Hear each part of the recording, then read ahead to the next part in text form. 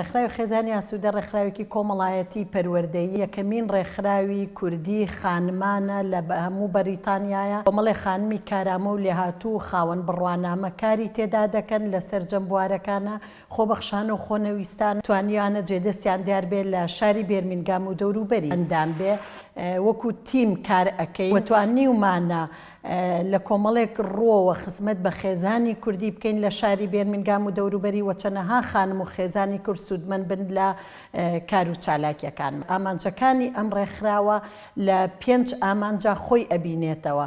یەکێک لەو ئامانجانە ئەوەیە کە بەهێزکردنی توانای خانمان و برزکردنەوەی ئاستیان لە بوارەکانی ڕۆشنبیری کۆمەڵایەتی پەروەردەیی دەرونی گرنگیدان بە خێزان بە پەیوەندی نێوان ژن و مێرد. خاڵێکتر لە ئامانجەکانمان ئەوەیە کە گرنگیدانە بە گەنجان. ئێمە توانیومانە لە ڕێگەی ئەم ڕێکخراوە دەیەها کۆرس بکەینەوە دەیەها چالاکی بکەینەوە تاوەکو ستایلێکی نوێی ژیانکردن لە خێزانە بین بەگوێی دایکان و باوکانە. جێ خۆشحاڵیە نەک تەنها گەنجانی کورد گەنجانی نەتەوەکانی تریش بەشدار بوون کە ئێمە تێدا باسمان لە گرنگی هاوسەر و چۆنێتی دۆزینەوە و بڕیاردان لەسەر هاوسەرگیری کردووە بۆیان، هەروەها چۆنێتی مامەڵەیان لە کاتی هاوسەرگیریە لەگەڵ یەکتریە بۆ